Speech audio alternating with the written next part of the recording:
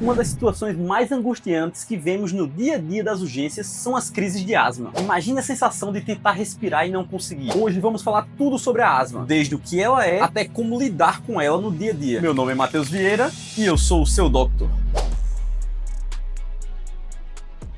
A asma é uma doença crônica das vias respiratórias, que causa inflamação e estreitamento dos brônquios, os tubos que levam o ar até os pulmões. Isso torna a respiração mais difícil e pode gerar sintomas como falta de ar, chiado no peito e tosse. Imagine suas vias aéreas como um tubo flexível. Este tubo pode inflamar, ficar mais sensível e cheio de muco, tornando o fluxo de ar mais difícil. Além disso, o contato com certos gatilhos, como poeira e fumaça, pode provocar o fechamento parcial desse tubo, causando a famosa crise de asma. A asma é uma condição permanente, mas seus sintomas não são contínuos. Eles vêm e vão dependendo da exposição a gatilhos e do controle da doença. Por isso, algumas pessoas podem passar semanas, meses ou até anos sem nenhum sintoma, enquanto outras podem sofrer crises frequentes. Pode, muitas vezes, ser confundida com outras condições, como a bronquite. A principal diferença está na natureza crônica da asma e no fato de ser causado por uma combinação de fatores genéticos e ambientais, enquanto outras condições podem ser temporárias ou causadas por infecções. A asma é uma das doenças respiratórias mais comuns no mundo, afetando 300 milhões de pessoas globalmente, segundo a OMS. No Brasil, é responsável por milhões de consultas médicas e internações hospitalares todos os anos.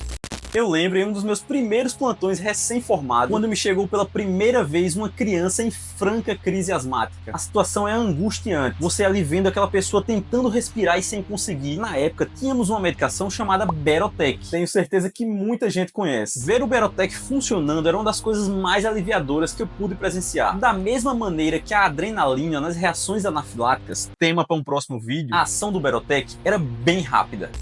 A asma não tem uma única causa, mas é resultado de uma combinação de fatores genéticos e ambientais. Pessoas com predisposição genética têm mais chance de desenvolver a doença quando expostas a certos gatilhos no ambiente. Existem alguns fatores de risco principais para o desenvolvimento da asma, como o histórico familiar. Se alguém na família, como pais ou irmãos, tem asma, alergias ou rinites, as chances de desenvolver a doença aumentam. Pessoas alérgicas a substâncias como poeiras, ácaros, mofo, pelos de animais e pólen têm mais risco. Crianças que são expostas à fumaça de cigarro, poluição ou infecção respiratórias repetidas nos primeiros anos de vida têm maior probabilidade de desenvolver asma, além de fatores ocupacionais. Algumas pessoas desenvolvem asma devido a alguns fatores irritantes no trabalho, como produtos químicos, poeiras ou gases. E existem alguns gatilhos ambientais e de estilo de vida que podem levar a crises, como poluição do ar, fumaça de cigarro, tanto para fumantes quanto para quem convive com fumantes, mudanças climáticas e infecções respiratórias. Algumas pessoas podem apresentar crises de asma induzida pelo esforço físico intenso, especialmente em ambientes frios e secos. Ansiedade e situações emocionais intensas também podem gerar crises, devido à resposta exacerbada do corpo. A combinação desses fatores varia de pessoa para pessoa. Por exemplo, alguém pode ter predisposição genética, mas só desenvolver sintomas após exposição constante a alérgenos ou poluição. Embora não seja possível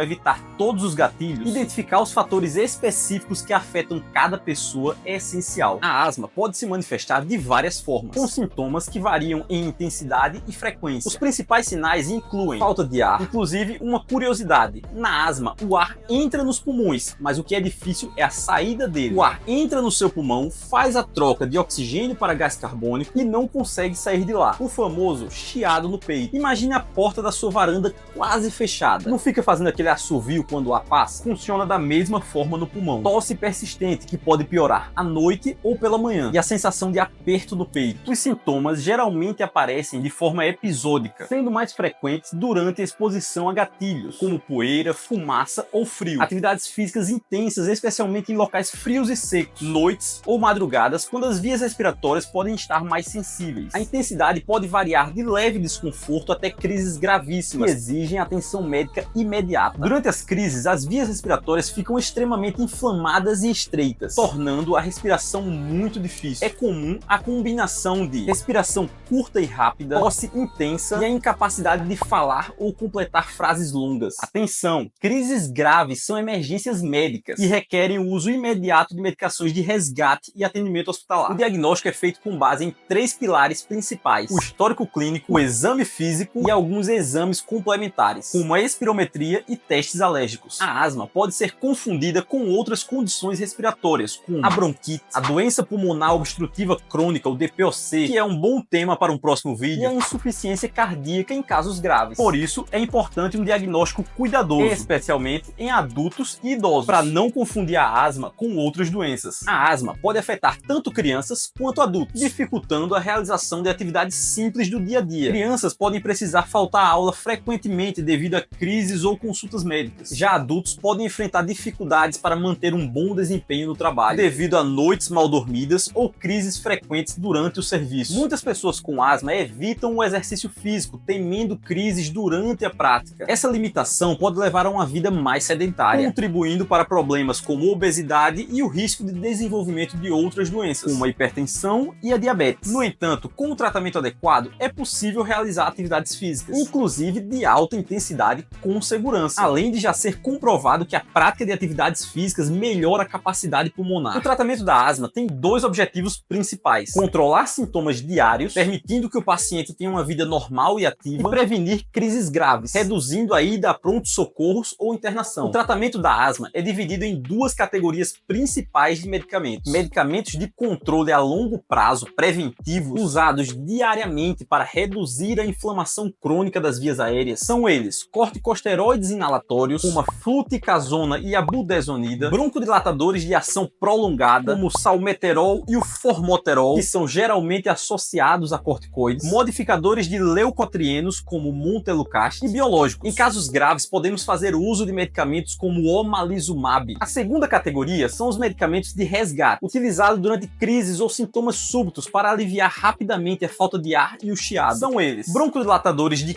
curta duração, como o salbutamol, o famoso Aerolin, e anticolinérgicos, como o ipratrópio, o Atrovent. Lembra que eu falei que tínhamos o Berotec? Pois é, em 2019, a empresa que produzia o Berotec Gotas informou que a medicação seria descontinuada por razões comerciais, justificando que existem opções terapêuticas para substituir o medicamento. Ainda existe o Berotec Spray, e alguns laboratórios já possuem o direito de produzir o fenoterol, mas não o vemos nos hospitais. Hoje trabalhamos basicamente com o salbutamol spray, como broncodilatador de curta duração, que tem eficácia comprovada similar ao fenoterol, o Berotec. Cada paciente com asma deve ter um plano de ação escrito, elaborado pelo seu médico, que inclua orientações sobre os medicamentos e como utilizá-los, identificação dos gatilhos específicos do paciente e ações a serem tomadas durante uma crise. Outra coisa importante é que todos em volta daquela pessoa devem saber como e quando usar cada medicação. Em crises graves, o paciente pode não conseguir utilizar as medicações sozinho.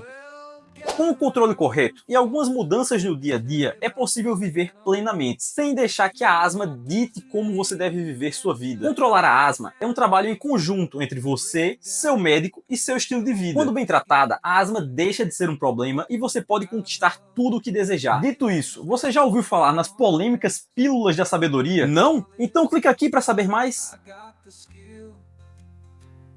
Gonna help you understand, I'm here to fulfill all your queries.